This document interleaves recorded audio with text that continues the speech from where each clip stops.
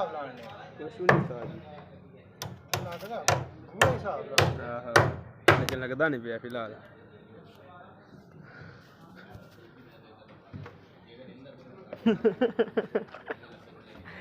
ਇਹਦੇ ਸਾਹ ਵੇਚਣਾ ਹੈ ਵੇਚਣਾ ਨਹੀਂ ਉਹ G5 ਵੇਚਣਾ ਇੱਕ ਆਹੋ ਹੈਗਾ 2-3 ਹਜ਼ਾਰ ਦਾ ਹੈਗਾ ਭਾਈ ਹਟਾ ਦੇ ਅੜੀ ਦੇ ਦਿਆਂ ਦੇ ਅਰੇ ਤਸਵੀਰ ਖਿੱਚ ਕੇ ਦੇ ਦੇ 2000 ਦੇ ਲੈ ਲਾ ਨਹੀਂ ਕਹੂੰਗਾ 2000-3000 ਵਾਲਾ ਵੀ ਹੈਗਾ ਆਪਣੇ ਕੋਲ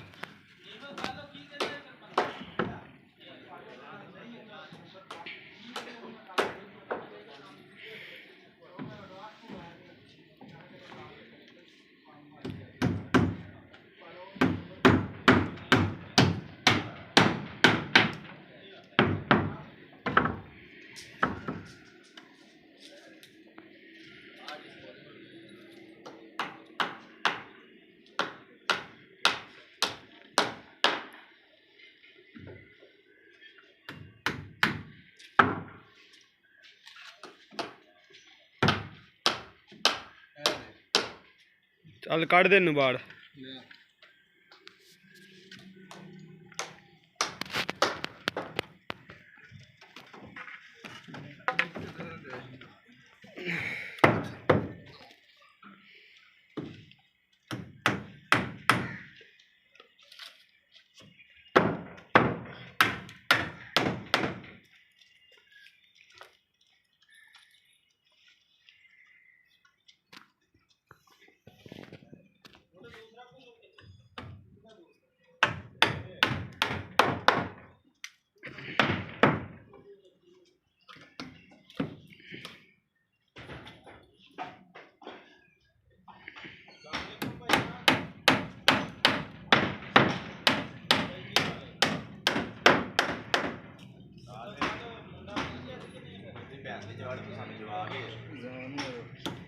ਸਾਊਂਡ ਵੀ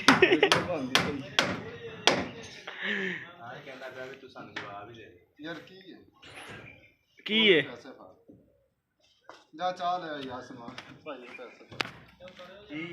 ਕੀ ਹੈ ਸਾਲਾ ਤੈਨੂੰ ਪਤਾ ਹੈ ਇਸ ਟਾਈਮ ਟਾਈਮ ਚਾਹ ਨਾ ਪੀਏ ਤੇ ਅੱਖ ਬੰਦ ਹੁੰਦੀ ਹੈ ਰਾਣਾ ਫਟਾਫਟ ਇਹ ਵੀਡੀਓ ਯਾਰ ਇਧਰ ਦੇਖੀ ਇਹਨਾਂ ਦੀ ਗੱਲ ਕਰੀ ਅਗਲਾ ਕੀ ਕੀਤਾ ਸੀ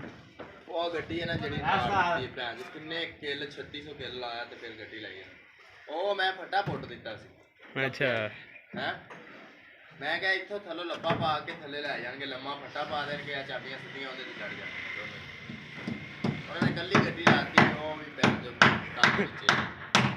ਬਾਅਦ ਚ ਖਬਰ ਕਰ ਬੰਦਾ ਕੀ ਕਰੇ